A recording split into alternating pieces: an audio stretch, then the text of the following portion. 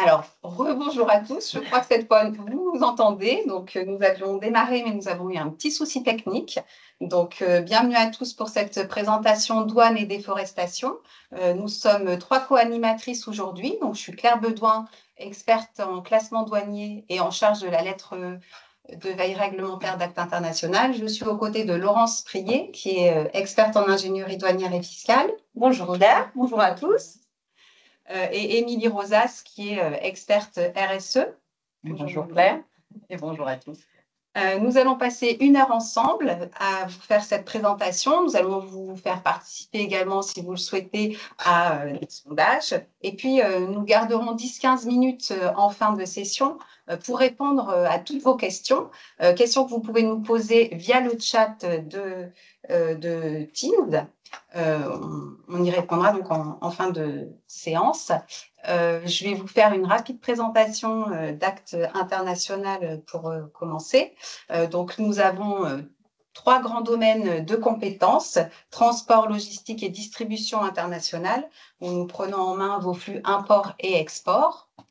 L'ingénierie douanière et fiscale internationale, où nous allons vous conseiller pour optimiser votre facture douanière et vérifier que vous êtes bien en conformité avec les réglementations applicables. Et enfin, la RSE, thématique qui prend de plus en plus d'importance à l'heure actuelle et qui vient s'imbriquer dans la douane, dans la gestion douanière. Nous avons à vous proposer 4 types de prestations. Donc, tout d'abord, le pilotage opérationnel. Donc, nous avons une équipe transport qui va gérer le flux de vos marchandises, une équipe consacrée au dédouanement de vos marchandises. Et nous avons également, nous vous proposons également des missions d'expertise pour aller approfondir certaines de vos problématiques. Donc, nous pouvons vous proposer des diagnostics de flux internationaux, par exemple, vous aider à déterminer l'origine préférentielle ou l'origine non préférentielle de vos produits. Nous pouvons vous aider à déterminer également les codes douaniers de vos marchandises en UE et également en pays tiers. Nous pouvons également vous accompagner à la certification, par exemple certification OEA. Ensuite, nous avons également une offre d'assistance technique qui se concrétise sous la forme de hotline. Donc, vous pouvez nous poser vos questions et nous nous engageons à vous répondre sous un délai de 72 heures. Et enfin, comme je vous en parlais tout à l'heure, une veille réglementaire. Donc, tous les jeudis, nous publions des actualités pour que vous ayez bien toutes les informations réglementaires et importantes à connaître. Voilà. Enfin, nous avons un pôle formation. Nous proposons différentes formations en inter et intra-entreprise. Si vous voulez voir ou revoir les incoterms, étudier vous initier aux fondamentaux douaniers, ou encore tout comprendre haute cross-trade, n'hésitez pas. Nous avons également un parcours référent douane qui est référencé par la douane. Et puis, pour la grande nouveauté de cette année 2025, ce sera des formations sur les thématiques RSE et notamment des formations sur le thème de la déforestation dès le début d'année 2025. Voilà, alors je vais laisser la parole à Laurence qui souhaitait nous donner des informations sur Delta I en cette fin d'année 2024. Où en sommes-nous, Laurence? Merci Claire. Oui, alors Delta I, vaste chantier en route depuis un certain nombre d'années. Donc pour rappel, le Delta I, c'est c'est une refonte informatique tournée autour du dédouanement et notamment du dédouanement en ligne qui devient complètement électronique de manière à respecter les engagements par rapport au Code des douanes de l'Union qui est en application depuis 2016. Alors, l'idée, c'était de faire un petit point entre ce qui est déjà fait, ce qui est en cours. Et Dieu sait si nous avons énormément de chantiers informatiques qui sont en cours cette année. Et puis voir aussi le reste à faire, puisque on parle de delta I, donc I comme importation, sachant que en France, en tout cas, nous n'avons pas encore attaqué le delta E à l'exportation, qui sera pour décembre 2025. Fin d'année 2025, on n'a pas de précision sur la date. Donc le delta I, on a fait un focus sur le calendrier sur ce dernier trimestre. Octobre, novembre, décembre, c'était le moment de la publication de nombreuses infographies, puisque la douane essaye de communiquer le plus terrain possible, on va dire, pour que chaque importateur puisse comprendre ce qu'il doit mettre en place pour rentrer dans ce nouveau système de dédouanement. Le delta I devrait démarrer le 30 novembre, donc à la fin de ce mois-ci. Nous en aurons certainement la confirmation ou pas demain lors du webinaire de la douane qui est programmé pour demain en fin de matinée. Et puis on a un certain nombre d'outils qui sont en cours de mise en place, notamment pour tout ce qui est procédure avant dédouanement et tout ce qui est nécessaire pour accéder au delta I dans le chaînage informatique avec l'ensemble des procédures. Donc, on va parler de ANTES, PNTS qui sont moins connus de la part des chargeurs, mais qui sont des révolutions en termes d'information et de pilotage douanier des flux qui arrivent sur l'Union européenne. Et le delta T qui correspond à tout ce qui est flux de transit, dont la mise à jour est également programmée pour fin novembre, puisqu'elle a été repoussée d'octobre à novembre, et ce fameux delta I qui doit entrer en place dans sa première version à la fin du mois. D'accord. Donc concrètement, on peut dire que tous les importateurs pourront dédouaner dans delta I à la fin du mois? Tous les importateurs qui auront fait le nécessaire pour mettre à jour leur garantie douanière et donc leur relation vis-à-vis des nouvelles relations informatiques, j'ai envie de dire oui. Aujourd'hui, on est encore dans une phase de test puisque la douane travaille et effectue de nombreux tests avec les différents éditeurs de logiciels qui font quelque part l'interface entre nous, les utilisateurs, et la douane. Donc, c'est ce qu'on appelle le dédouanement en EDI. Ces certifications sont en cours et c'est ce qui nous permettra de rentrer dans le système. Quand je dis nous, c'est les importateurs et nous, les représentants en douane. À aujourd'hui, les tests ne sont pas très, très avancés, notamment sur tout ce qui est rectification de déclaration et anticipation de déclaration. Une chose est sûre, par contre, c'est que tous les opérateurs qui ne travaillent pas via des prestataires en EDI, donc c'est-à-dire ceux qui travaillent directement sur le site de la douane, ne pourront pas rentrer fin novembre dans la première version, puisque celle-ci n'est pas encore prête. Il faudra attendre une version ultérieure.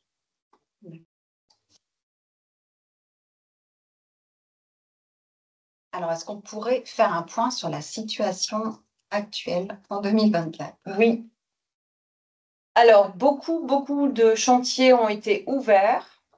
Aujourd'hui, donc, on vous a représenté un peu sur cette petite frise la chaîne d'approvisionnement très succinctement et avec les différentes étapes dans le dédouanement. Donc, quand on parle d'ICS, Import Control System, et de ANTS, on est dans le schéma pré-déclaration en douane. C'est-à-dire que c'est le fait de prévenir en fait qu'une marchandise va arriver sur le territoire communautaire.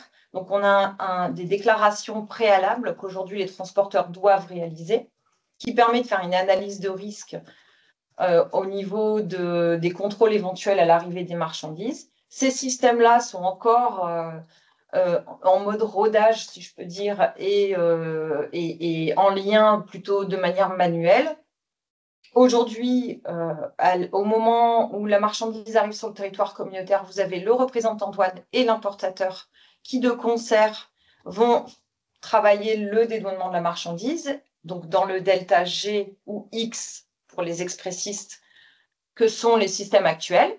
Trigo, le système qui permet de gérer les crédits en douane, et le DAU, la fameuse déclaration. Donc ça, c'est la situation d'aujourd'hui avec des liens qui commencent à se faire au niveau informatique.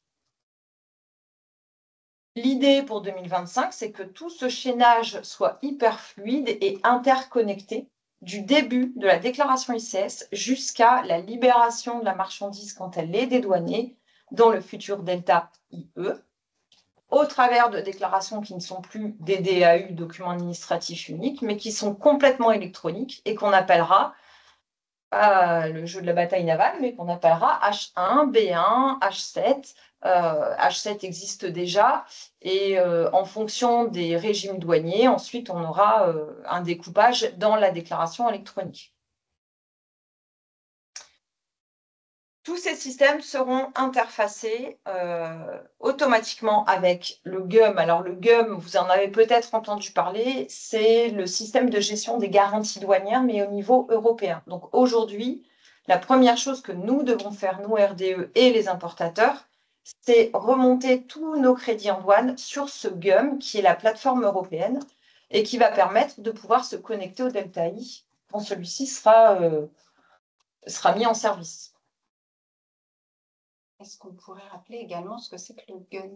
Oui, alors le GUN, guichet pour l'acronyme pour guichet unique national.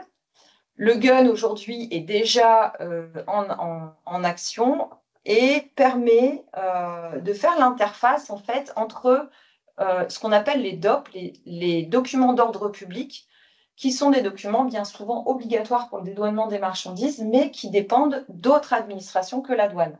Par exemple, les biens à double usage, quand vous avez des licences ou des demandes d'autorisation ou de licence à faire pour certaines marchandises, ces licences sont dématérialisées, déposées sur le GUN. Et l'idée, à partir de 2025, c'est que ce GUN interfacé avec le Delta IE permette finalement à l'administration douanière de vérifier le respect des réglementations sans avoir à déposer des documents. Donc, on est vraiment dans une espèce de traçabilité. Le but du jeu, c'est zéro trou dans la raquette, si on peut parler de cette façon-là, au moment du dédouanement. Est-ce qu'on pourra y retrouver justement la traçabilité qui concerne le RDUE ou pas? Exactement. En effet, le GUN va nous permettre d'aller se loguer sur la plateforme européenne pour pouvoir y déposer l'ensemble des documents qui vont nous permettre de répondre à cette fameuse nouvelle réglementation sur la déforestation, et ça nous permettra de dédouaner les marchandises en montrant le respect de cette réglementation. D'accord. Alors justement, sur le RDUE, Émilie, est-ce que tu peux nous aider à y voir plus clair? Oui, bien sûr, Claire. Alors, rapidement, avant d'introduire ce qu'est la réglementation contre la déforestation et la dégradation des forêts, rapidement rappeler en fait dans quel contexte réglementaire se rattache cette réglementation.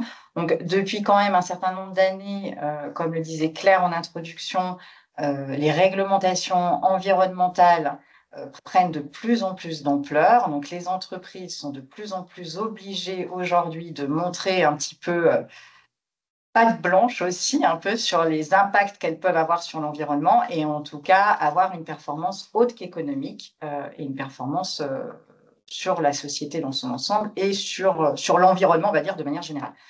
Donc, on a eu un accord, un grand accord qui a marqué un petit peu cette dynamique, qui est l'accord de Paris, sur lequel on se met d'accord pour dire on ne souhaite pas dépasser ou augmenter la température d'un seuil qui est 1,5 degré.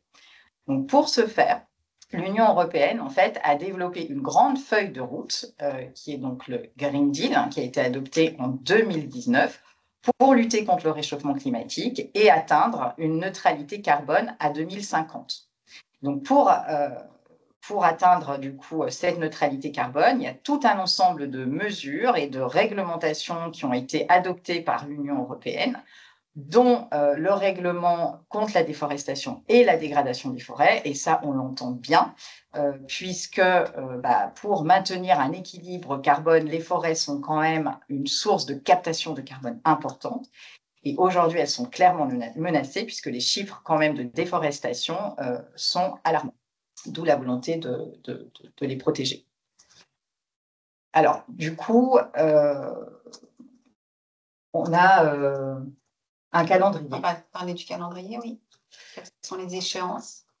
Voilà, alors ce calendrier, du coup, là, on vous met le nouveau calendrier de mise en œuvre, le nouveau entre guillemets. Pourquoi? Parce qu'à la base, donc on a eu en 2022 le Parlement qui a voté cette réglementation, qui a été adoptée en mai 2023 par le Conseil de l'Union européenne, et sa mise en application était prévue pour décembre 2024. Sauf que, comme on l'a dit, il y a beaucoup de réglementations qui s'imposent aux entreprises, qui nécessitent quand même de grandes réorganisations pour l'entreprise. Et celle-là en particulier, puisqu'elle embarque l'ensemble de la chaîne de valeur de l'entreprise.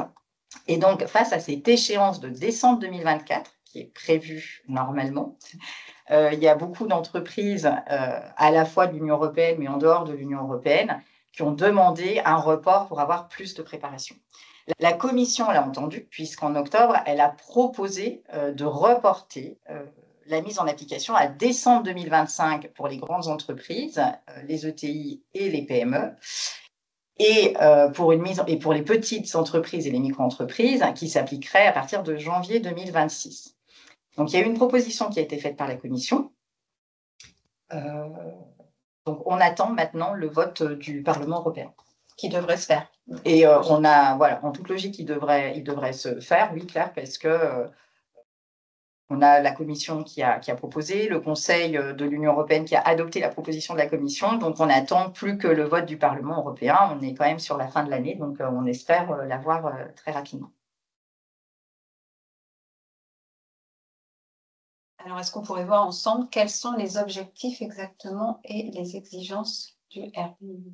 Alors oui, donc ils sont nombreux, mais on va dire les plus grands objectifs. Donc comme on l'a vu un peu dans la présentation, l'état de la déforestation est quand même critique et la plus grande contributrice, on va dire, à cet état, c'est l'Union européenne. Donc l'idée, c'est de réduire la contribution de l'Union européenne à la déforestation pour maintenir l'équilibre de nos écosystèmes et puis pour lutter du coup contre le réchauffement climatique. Et un autre objectif, qui est toujours dans la même veine que toutes ces obligations qui arrivent pour les entreprises, c'est de développer des chaînes d'approvisionnement qui sont de plus en plus responsables et donc de communiquer davantage avec sa chaîne de valeur, d'être beaucoup plus vigilant sur effectivement comment on va choisir ses fournisseurs et de pouvoir prouver qu'on est effectivement, qu'on met tout en œuvre pour être plus responsable. Et quand on parle de preuves, eh ben, ça sous-entend des informations. Et ça sous-entend des informations qu'il faut pouvoir communiquer, d'où effectivement cette volonté de traçabilité qui est effectivement dans la même veine que ce que disait Laurence en tout début concernant effectivement les nouvelles réglementations douanières également. Alors ensuite, qu'est-ce que nous dit en fait ce RDIE? Quelles sont les exigences de ce RDIE? En fait, pour un certain nombre d'acteurs qui ont certains produits, on va les voir après, les entreprises, en fait, pour mettre sur le marché de l'Union européenne ces produits-là, ou pour les exporter, elles vont devoir respecter 3 conditions qui sont cumulatives. Elles vont d'abord prouver que le produit, il est zéro déforestation ou zéro dégradation des forêts. Elles vont devoir le prouver. Elles vont devoir prouver qu'elles respectent les législations pertinentes, enfin les législations en tout cas qui existent dans les pays de production. Et elles vont devoir se soumettre à un exercice qu'on appelle l'exercice de la diligence raisonnée et donc remplir ensuite une déclaration de diligence raisonnée. Et là, il y aura un lien à faire effectivement avec la douane, hein, puisque pour être dédouané en fait et pour être mis sur le marché, il faudra effectivement remplir ces conditions. Et donc, cet exercice de diligence raisonnée qui est, on le verra plus tard, en fait, une évaluation, enfin, évaluer le risque de déforestation, le risque que ce produit soit issu de la déforestation ou pas, et il faudra effectivement que ce risque soit nul ou négligeable. On le verra, on va le voir après.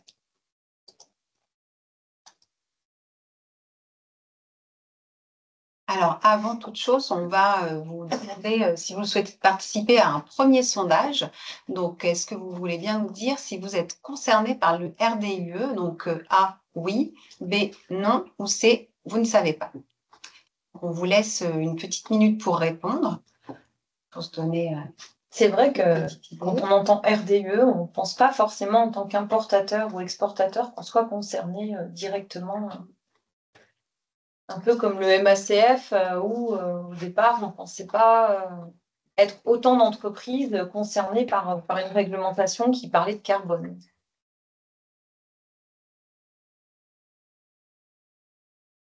Je vous dis un peu les réponses parce qu'il y en a beaucoup qui ont écrit dans le chat.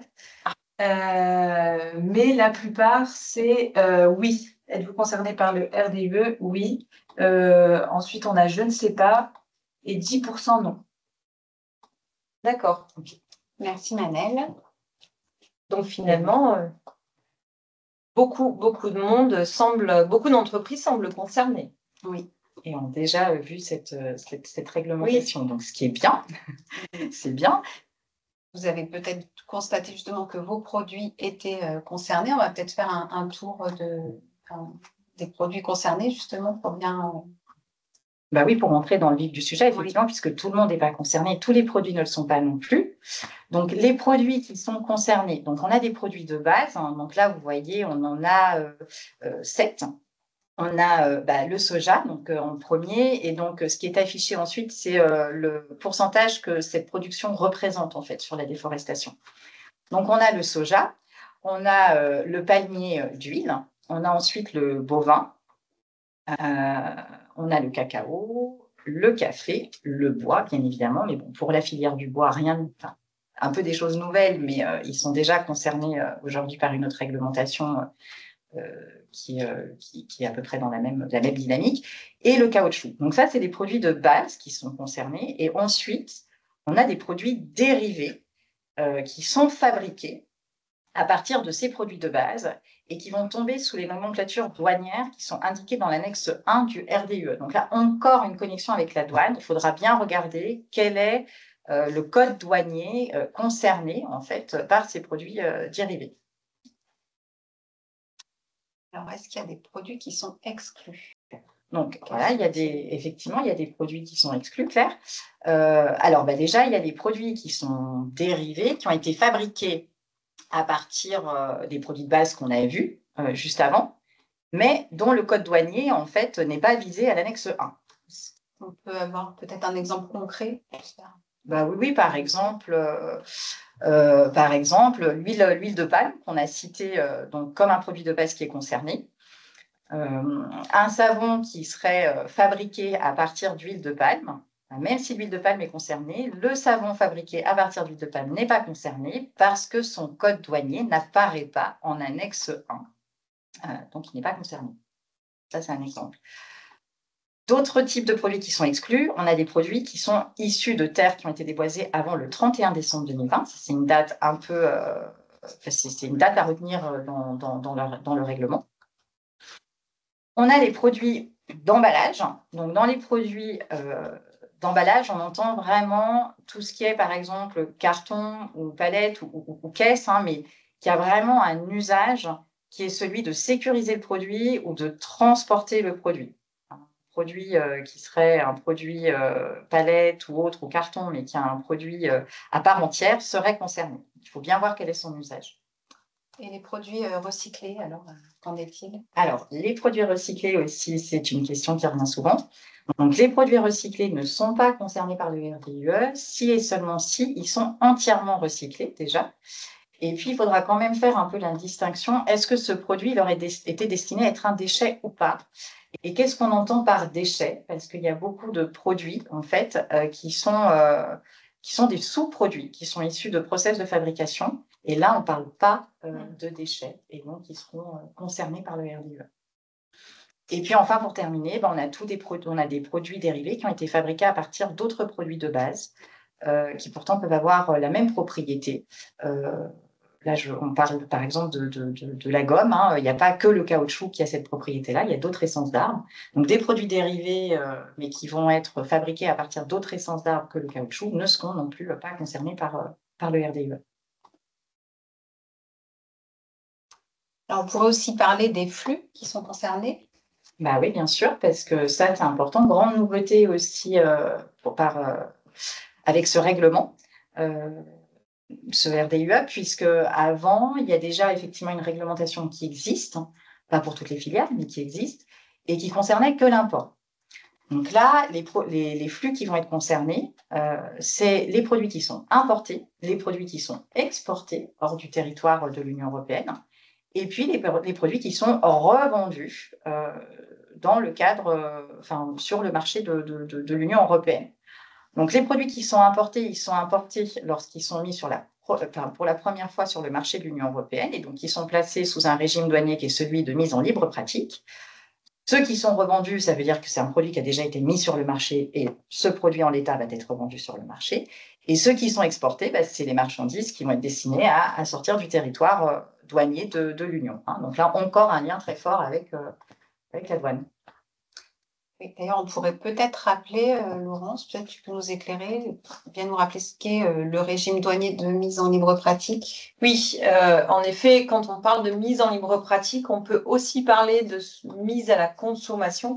Donc, c'est vraiment le principe d'avoir un produit qui vient d'un pays tiers et qui va être dédouané, entre guillemets, qui fera l'objet de la perception éventuellement de droits de douane, et qui ensuite sera libre de circulation sur le territoire communautaire.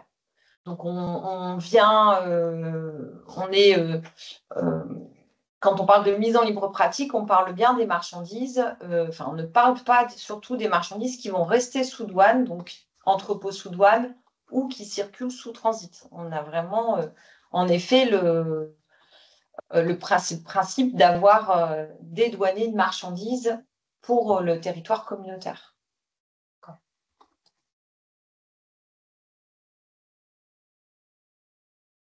Alors, quels acteurs sont concernés par cette réglementation?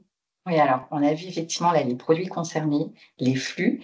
Et donc maintenant, pour voir un petit peu les acteurs qui sont concernés, principalement, ce qu'il faut retenir, c'est qu'il y a deux types d'acteurs qui sont concernés par le règlement et qui vont être obligés, qui vont avoir un certain nombre d'obligations. C'est les opérateurs, donc celui qui met le produit pour la première fois sur le marché de l'Union européenne, ou celui qui l'exporte hors de l'Union européenne. Et puis, on a les commerçants. Donc, ceux qui revendent le produit en l'état sur le marché de l'Union européenne. Donc là, pour vous montrer l'ensemble des acteurs qui peuvent être concernés, on l'a illustré avec un exemple qui est celui de la chaîne d'approvisionnement du cacao dans la filière du chocolat. Donc, vous allez voir, en fait, il y a plusieurs opérateurs sur la chaîne de valeur qui vont être concernés et plusieurs commerçants qui peuvent être concernés. Donc, par exemple, on a le producteur qui va être établi en dehors de l'Union européenne, et puis on a un importateur, donc celui qui va mettre la première fois ce produit qu'il achète hors de l'Union européenne, et donc qui va le mettre pour la première fois sur le marché de l'Union européenne. Donc cet importateur, ça va être le premier acteur, premier opérateur, qui va être concerné par le RDUE. Et puis ensuite, on peut avoir un autre type d'opérateur, qui est par exemple celui qui transforme le cacao. Donc lui, celui qui transforme est aussi opérateur et donc il va mettre un nouveau produit quelque part sur le marché de l'Union européenne et il sera concerné par ce RDUE. On peut trouver aussi dans cette chaîne de valeur des grossistes qui, eux, donc, ont un rôle de commerçant et qui seront aussi obligés par la réglementation, qui vont être concernés par cette réglementation. Puis, il peut s'en suivre une entreprise qui fabrique du chocolat. Donc là, on a un nouveau produit de nouveau sur le marché, donc un nouvel opérateur sur cette chaîne de valeur qui est plus en aval. Et qui va être concerné, lui aussi, par ce règlement. Voilà. Si je comprends bien, c'est tous les acteurs concernés en même temps. Ce n'est pas un premier acteur qui est en charge, qui porte la responsabilité. Voilà, tout à fait, Claire, c'est exactement ça, hein, on le voit bien. Là, c'est un ensemble d'acteurs qui est concerné par ce RDUE. Donc après, ce qui va différer, c'est le niveau d'obligation. On n'aura pas les mêmes obligations et les mêmes contraintes, on va dire, en fonction d'un certain nombre de choses. Donc, si on est, par exemple, en fonction de si on est PME ou non PME, on n'aura peut-être pas les mêmes obligations. Si on est commerçant ou opérateur, il y a aussi des choses qui peuvent varier. On n'aura pas le même niveau d'obligation. en fonction de la complexité de la chaîne de valeur aussi, les obligations vont différer. Donc là, il y a quatre grands niveaux, on va dire, d'obligations. Il y a le premier qui concerne effectivement les opérateurs et les commerçants non PME, et qui sont celui de l'exercice complet de la diligence raisonnée. Donc là, on va attendre de l'entreprise, effectivement, qui réalise une analyse complète des risques et qui soumette une déclaration de diligence raisonnée. On va avoir la diligence raisonnée simplifiée. Donc là, ça va être effectivement quand on a une chaîne de valeur qui est un petit peu moins complexe ou quand il y a une évaluation du risque pays qui a été, la Commission de l'Union européenne n'a pas encore sorti, mais elle va évaluer en fait les risques pays en fonction de l'état de la déforestation, en tout cas dans lequel on est. Et si le risque est faible, eh ben, on pourra effectivement avoir une diligence raisonnée simplifiée. Donc, ça veut dire qu'on aura quand même des informations à donner, mais on sera exempté en tout cas de cette évaluation du risque qui est une étape dans la diligence raisonnée. On a un troisième niveau qui est la vérification de la conformité de la diligence raisonnée. Donc là, on peut le comprendre, hein, vous l'avez vu, il y a beaucoup d'acteurs qui sont concernés, qui vont devoir du coup effectivement collecter des informations, faire une analyse de risque.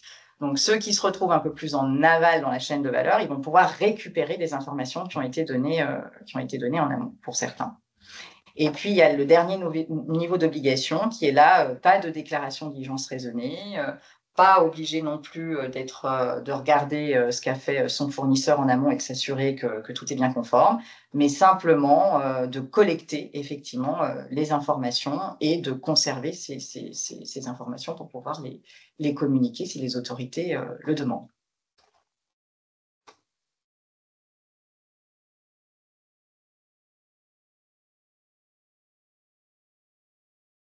Donc, on a vu au tout début qu'il y avait 3 conditions cumulatives en fait pour faire rentrer un produit sur le marché de l'Union européenne ou l'exporter.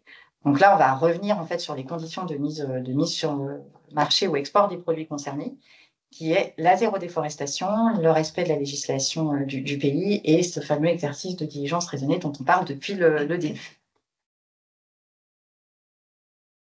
Donc, quand on dit zéro déforestation, zéro dégradation des forêts, on parle de quoi? Alors, on ne va pas rentrer trop dans le détail ici, parce que ça reste quand même complexe, et il y a pas mal de subtilités qui ont été apportées récemment, d'ailleurs, par la Commission de l'Union européenne. Mais ce qu'il faut retenir, c'est que le zéro déforestation, ça veut dire que le produit ne doit pas résulter d'un processus de conversion d'une forêt en un usage agricole. Là, ce qui va un petit peu varier, c'est qu'est-ce qu'on entend par usage agricole. Et puis, il faut s'assurer que le produit, du coup, il ne provient pas. Donc, ça, on l'a vu, il y a une date assez importante dans le règlement, qui est celui du 31 décembre 2020. Donc, en fait, sera zéro déforestation parce que le produit ne provient pas ou n'a pas été fabriqué à partir d'une terre qui a été déboisée après le 31 décembre 2020. Et donc, la dégradation des forêts, alors là aussi, c'est encore beaucoup de subtilités. Pour ce qui est de la France, donc quand on parle de dégradation des forêts, en fait, on s'attaque à la qualité de la forêt, à la perte de la qualité de la forêt. Donc là, on est plus sur des forêts en général qui concernent quand même plus l'Union européenne ou l'Europe, on va dire, dans son ensemble. Et donc, pour ce qui est de la France, en fait, ça va être la conversion d'une forêt naturellement régénérée, parce que c'est essentiellement ça qu'on a en France, mais on n'a pas vraiment de forêt primaire. Les forêts primaires, elles se retrouvent davantage en Guyane, mais pas sur nos territoires en tout cas, en une forêt de plantation. Et donc là, la forêt de plantation, qu'est-ce que c'est? C'est une forêt qui est soumise à une gestion intensive, qui a 1 ou 2 essences et avec un espacement régulier. Donc, ce qui veut dire qu'il y a un certain nombre de forêts qui ne sont pas considérées comme des forêts de plantation, celles qui ont par exemple été créées dans le but de restaurer des écosystèmes ou de reconstituer des forêts qui ont subi des dommages comme des incendies, etc. Ensuite, le respect de la législation pertinente du pays de production.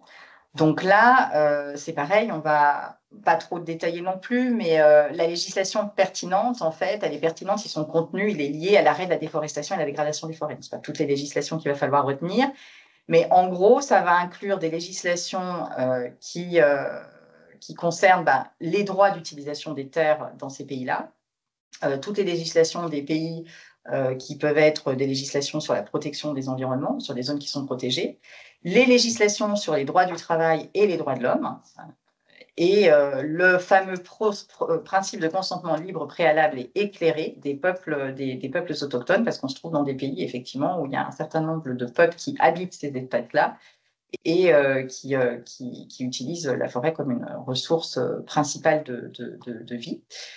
Donc, il va falloir effectivement s'assurer que ça respecte un certain nombre de choses. Donc, on le voit, hein, l'environnement, mais aussi les critères sociaux à prendre en considération. Et donc, ça veut dire qu'il va falloir prouver donc, cette légalité. Et pour prouver la légalité, bon, bah là, on vous a mis un certain nombre de documents, mais c'est vraiment à titre indicatif. Hein. Ça peut être des documents, effectivement, qui établissent le droit d'utiliser la terre à des fins commerciales, des permis administratifs, des certifications publiques, des évaluations d'impact. Voilà. Et donc, tous ces documents, il faudra bien sûr s'assurer que ces documents sont aussi légaux, hein, notamment dans des pays où il y a quand même un certain niveau de corruption. Alors, la fameuse déclaration de diligence raisonnée, donc là, on rentre dans le vif du sujet.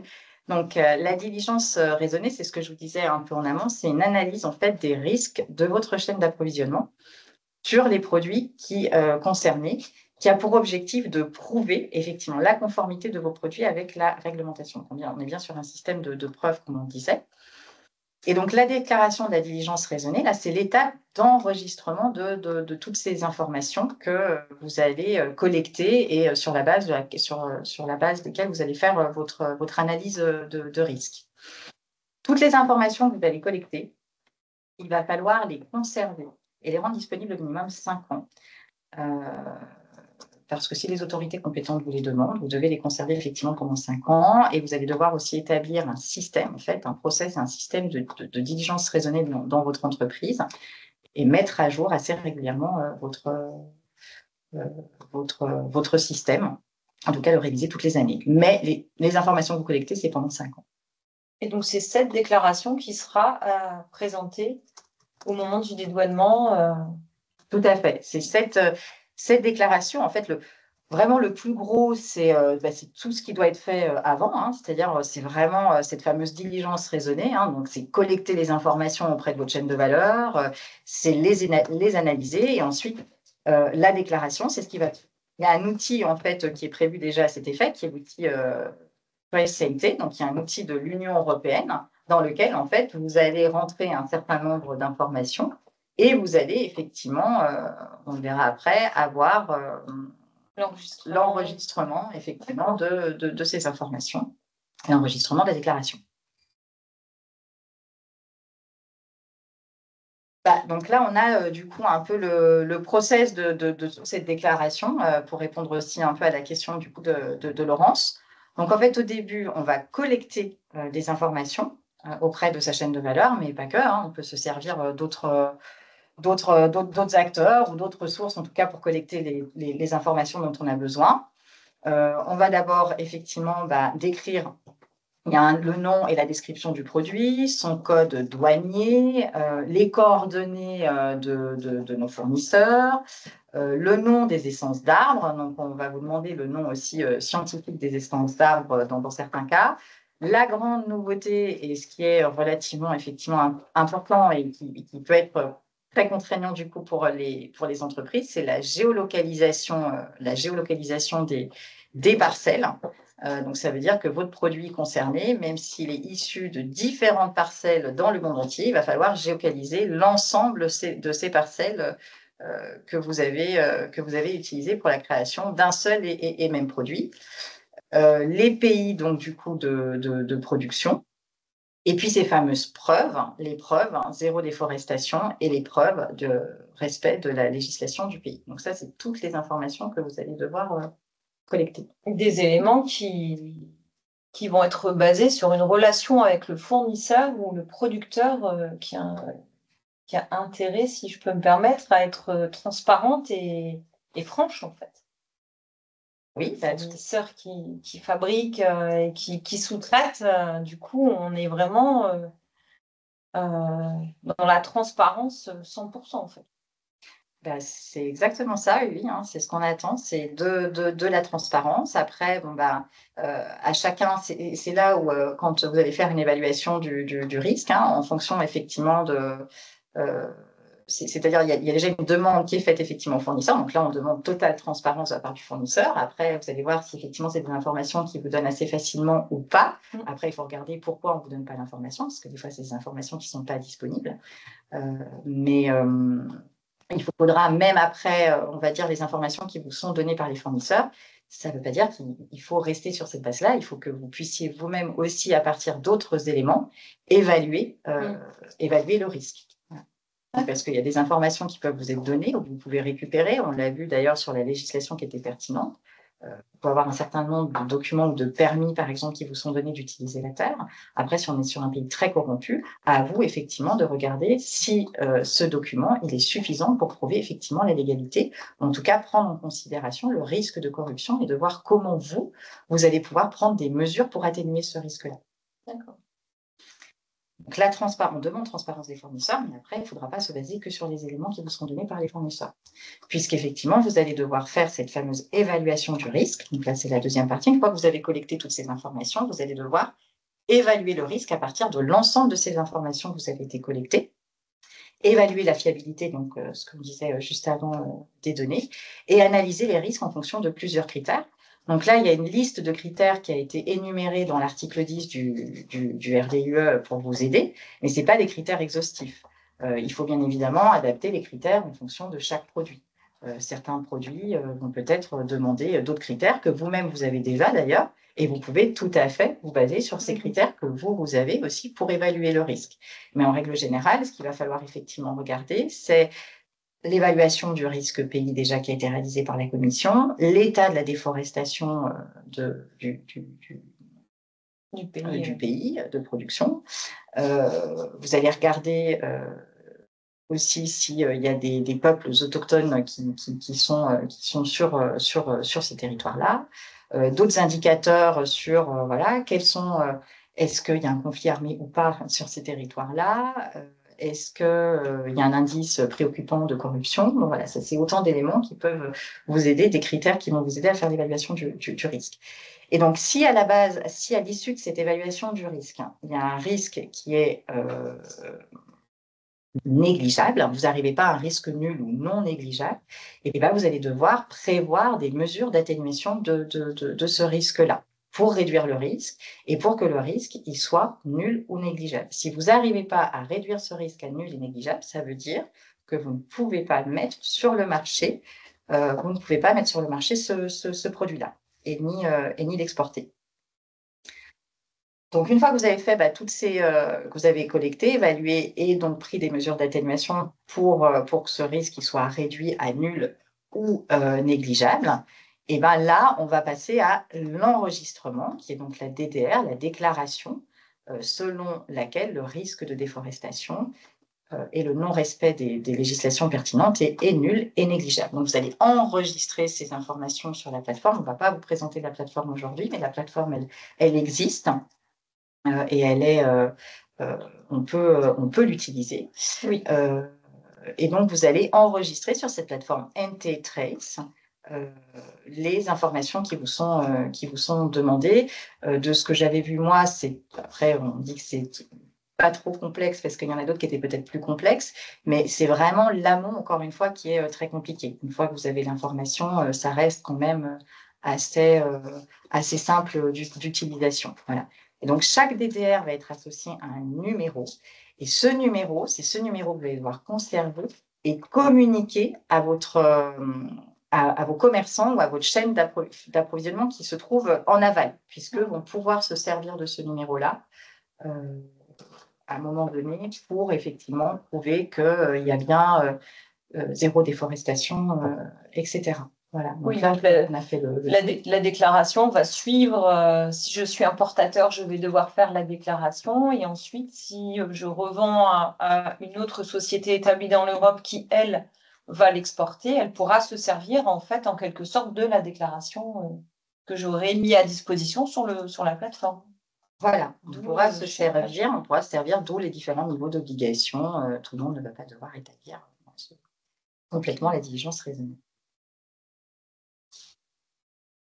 Alors, on va vous proposer de participer à un deuxième sondage. Donc, parmi les points ci-dessous, quels sont ceux qui vous semblent les plus urgents, les plus problématiques? Alors, A, savoir dans quelle situation vous êtes concerné.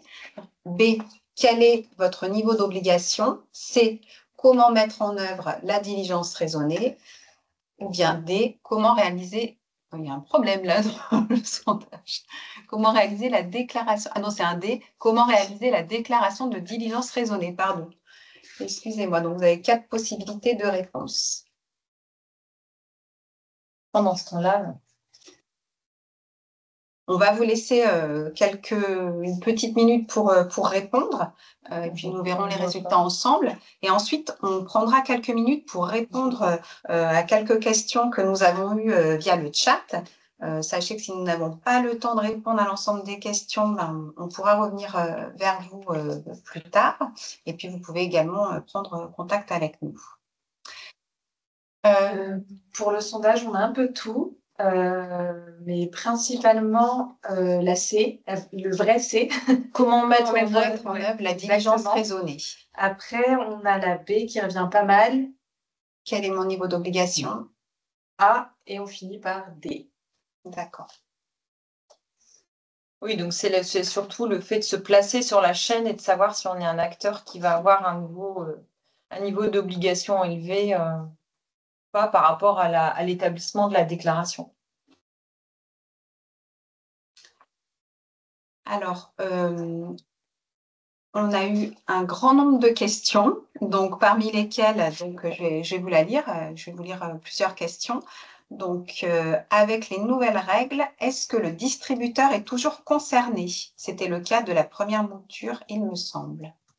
Oui, alors ben, c'est toujours pareil, hein, il y a est-ce que vous êtes concerné? Donc il peut y avoir oui ou non. Et puis après, ben, c'est quel est votre niveau d'obligation? Donc en tant que distributeur, vous êtes un commerçant, vous êtes un détaillant, enfin, vous êtes un commerçant, et donc vous pouvez effectivement être concerné. Après, la question, ça va être est-ce que vous êtes une PME ou pas une PME? Donc là, vous pouvez avoir vos niveaux d'obligation qui vont différer. Mais oui, vous êtes concerné. En tant que distributeur, vous êtes concerné si les produits que vous distribuez sont concernés eux-mêmes. Alors, on a une personne qui nous demande si le cuir fait partie des produits concernés. Alors oui, le cuir fait partie des produits concernés, hein, et alors là, je vous invite à regarder du coup l'annexe 1 du règlement du RDE hein, dont on parle. Le cuir, effectivement, est concerné. Ensuite, il y a une personne qui nous demande si les palettes de transport en bois sont concernées. Alors là, c'est pareil.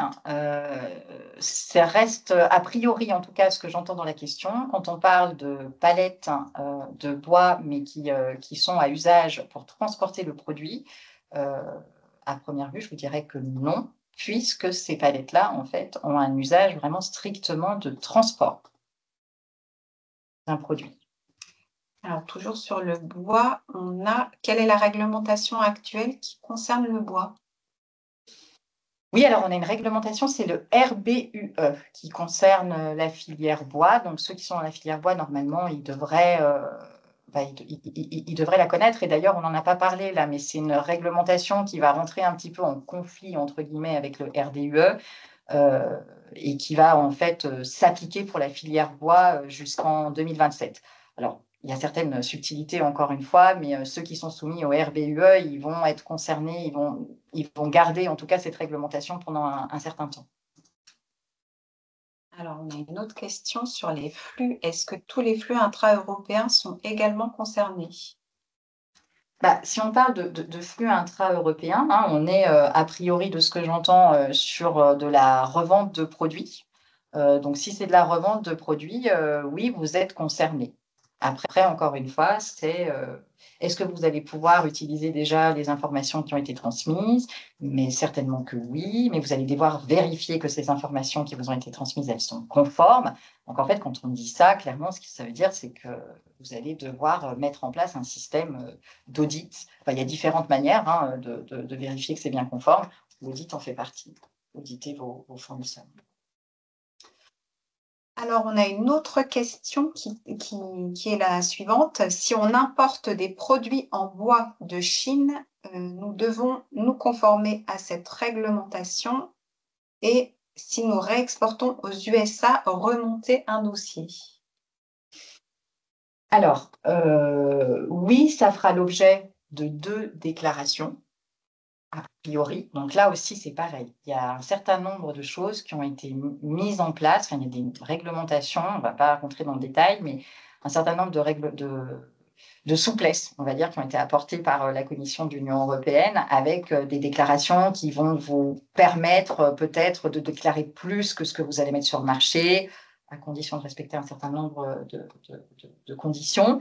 Mais là, quand on importe, vous allez devoir faire effectivement une déclaration, et à l'export, vous devriez faire normalement une nouvelle déclaration. Et puis, il faut s'assurer que le produit est bien le même. Hein. Est-ce qu'il y a eu, moi je n'ai pas tous les éléments là, mais est-ce qu'entre le moment où il rentre et le moment où il sort, il y a eu des process de transformation qui ont été réalisés? Aussi, comment se formalise la diligence raisonnée? Quelles preuves fournir? Ça, je pense qu'on a abordé un petit peu au cours de cette présentation. Je ne sais pas si tu souhaites ajouter quelque chose. Oui, bah on a abordé effectivement un certain nombre de points, ou un certain nombre de documents en tout cas pour prouver la légalité. Après, il y a d'autres choses effectivement qui peuvent être utiles